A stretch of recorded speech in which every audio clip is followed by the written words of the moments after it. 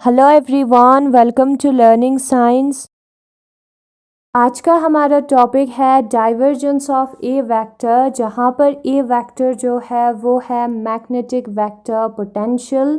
इस चीज़ को हम कॉपी पर करते हैं। सबसे पहले हमें लिखना है according to the definition of vector potential. Vector potential के डेफिनेशन के मुताबिक A vector is equal to mu naught divided by 4 pi volume integration of J vector divided by R dV के। जो हमारा वेक्टर पोटेंशियल है वो इतना आता है। ये जो प्रूफ है हमने पहले किया था।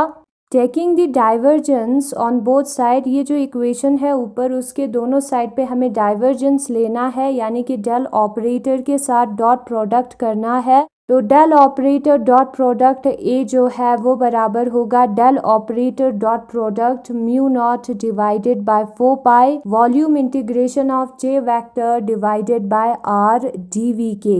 यहाँ पर जो mu nought divided by 4 pi volume integration है उसको हम बाहर लिख सकते हैं क्योंकि ये कांस्टेंट है, और डाइवर्जेंस को हम अंदर लिख सकते हैं। तो del operator dot product J vector divided by R D V, del operator को हम अंदर लिखेंगे, ठीक है। Mu nought divided by 4 pi volume integration को हमने बाहर निकाला है क्योंकि ये कांस्टेंट और इंटीग्रेशन है, तो उसको हम बाहर लिख सकते हैं।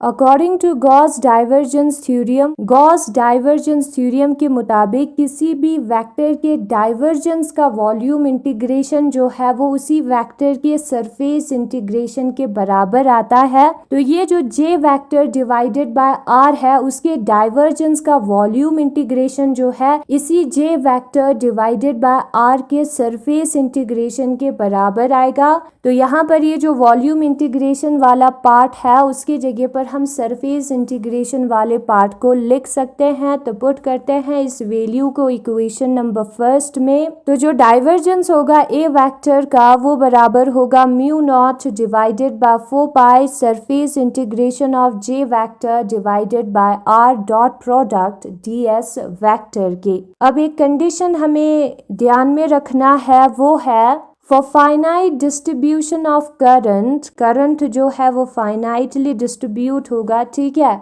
जे वेक्टर जो है वो 0 होता है एट इन्फिनिटी, ठीक है। जब आर इन्फिनिटी होता है तो जे वेक्टर डिवाइडेड बाय आर 0 होगा। किसी भी टर्म का, किसी कांस्टेंट का 0 का जब हम इंटीग्रेशन करेंगे तो 0 आएगा। तो ये जो पूरा टर्म है वो 0 हो जाएगा। म्यू नॉट डिवाइडेड बाय 4 पाई से इनटू भी करना है तो 0 होगा। तो जो डाइवर्जेंस है ए वेक्टर का वो 0 के बराबर आता है। Divergence of A vector according to the definition of vector potential, vector potential के डेफिनेशन के मुताबिक ए वेक्टर जो है वो इतना होता है। यहाँ पर ये डेल ऑपरेटर क्रॉस प्रोडक्ट नहीं है।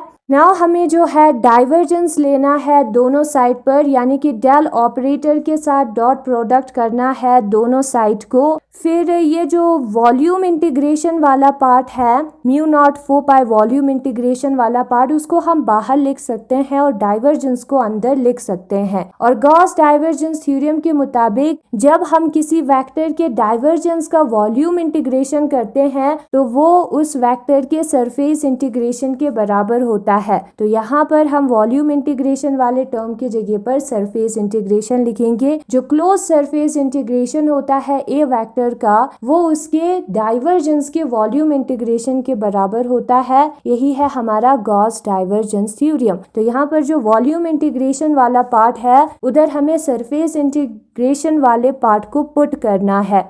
तो डाइवर्जेंस ऑफ ए जो है हमारा इतना आ जाएगा। Now for a finite current distribution, finite current distribution के लिए जे वेक्टर जो है वो 0 के बराबर होता है एट इन्फिनिटी। ये जो करंट डेंसिटी है वो 0 बन जाता है इन्फिनिटी पर। जब आर इन्फिनिटी होता है तब करंट डेंसिटी जो है वो 0 बन जाता है। 0 का इंटीग्रेशन होगा 0 और 0 से किसी भी नंबर को इंटू करेंगे तो 0 आएगा। ये जो पूरा राइट हैंड साइड है वो 0 हो जाएगा। Since the integral of equation second is on a bounding surface at infinity, यहाँ पर इंटीग्रेशन जो है एक ऐसे सरफेस पर हो रहा है, एक ऐसे सरफेस पर जिसने बाउंड करके बंद करके रखा है, और वो सरफेस जो है इन्फिनिटी पर है। तो उस केस में जब सरफेस इंटीग्रेशन होता है तब ज़ीरो आता है। तो बाउंडिंग सरफेस का इंटीग्रेशन एट इन्फिनिटी ज़ीरो आएगा। एक ऐसा सरफेस जो कि इन्फिनिटी पर है उसका इंटीग्रेशन ज़ीरो आएगा, ठीक है, जिसने किसी वॉल्यूम को बाउंड करके रखा होगा। इस वाले पोर्शन पर हम ज़ीरो पुट करेंगे तो डाइवर्जेंस ऑफ ए जो है वो ज़ीरो आएगा, ठीक है। जो मैग्नेटिक वेक्टर पोटेंशियल है उसका डाइवर्जेंस ज़ीरो आता है।